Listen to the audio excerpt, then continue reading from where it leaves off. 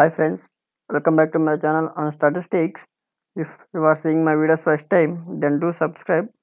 Let's go to the topic. In this tutorial, I am going to explain Introduction to Non-Parametric Inference. Introduction to Non-Parametric Inference. This topic mainly involves in MSc statistics or applied statistics. In BSc also basics are there with few topics only. In BSc, in MSc we have clear topics. In this tutorial, I will give you only brief introduction about parametric and non-parametric inference with examples. From the next video onwards, I will start on basics of parametric and non-parametric, all things also see. Okay.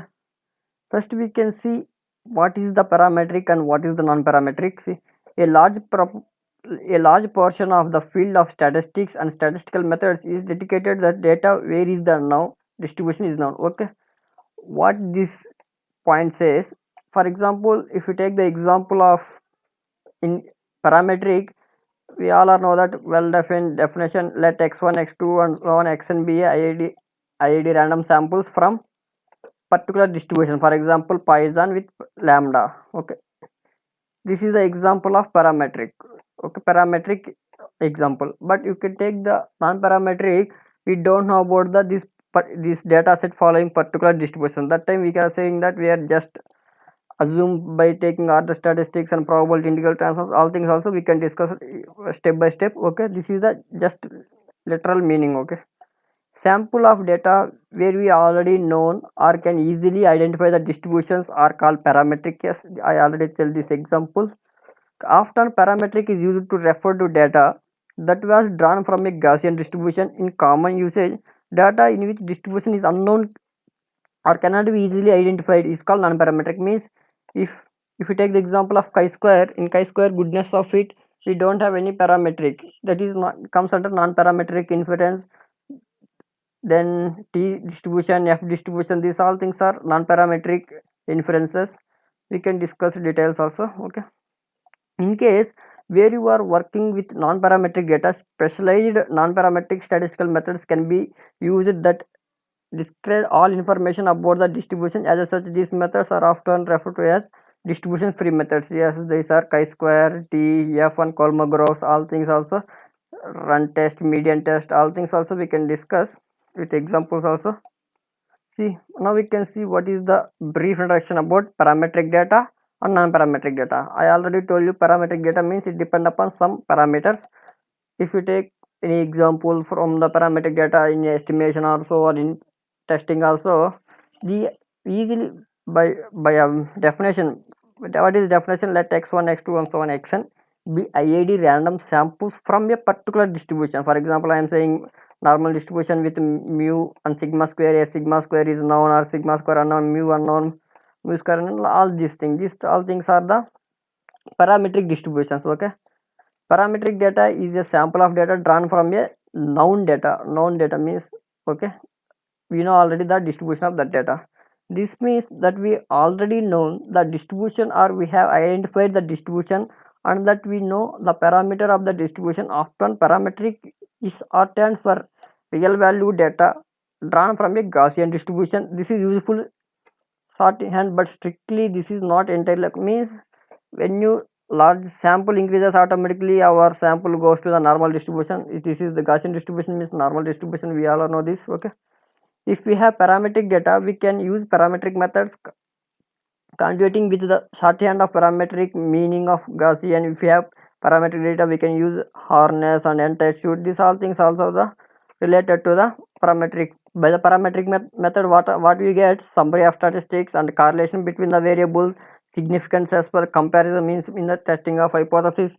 In general, we prefer to work with parametric data and even go so far as to use data preparation methods that can make a data parametric such as data transforms, all things also we can, these all things comes under the parametric data. Okay, these all things comes under the parametric. Now we can see what is the major difference in non-parametric data. I already tell you what is the non-parametric means.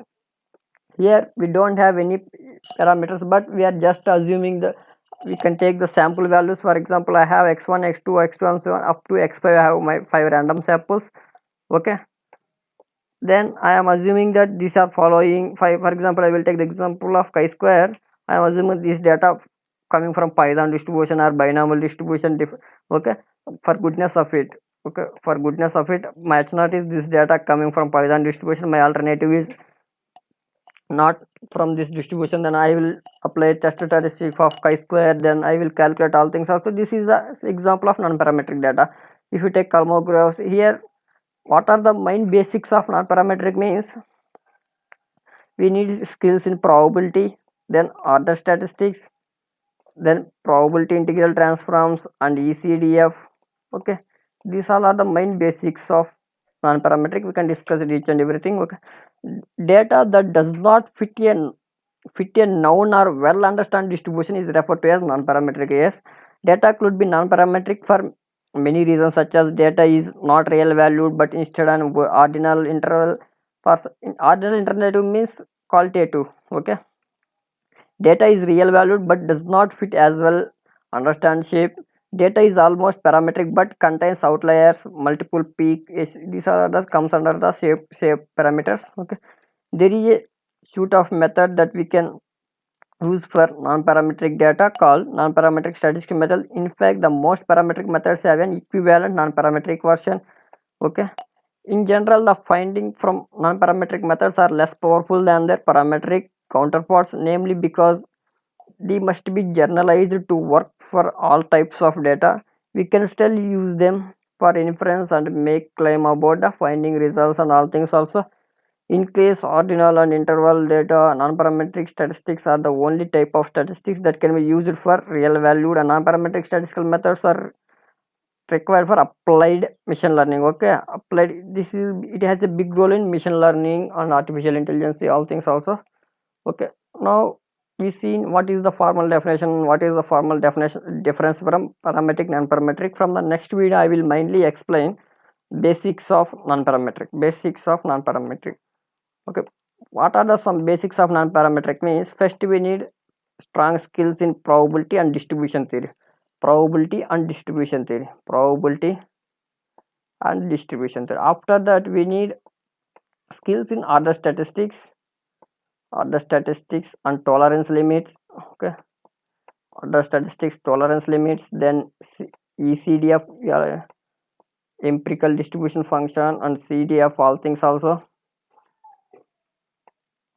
After that we are moving to the non-parametric methods. These all are chi-square, Kolmogorov with step by step.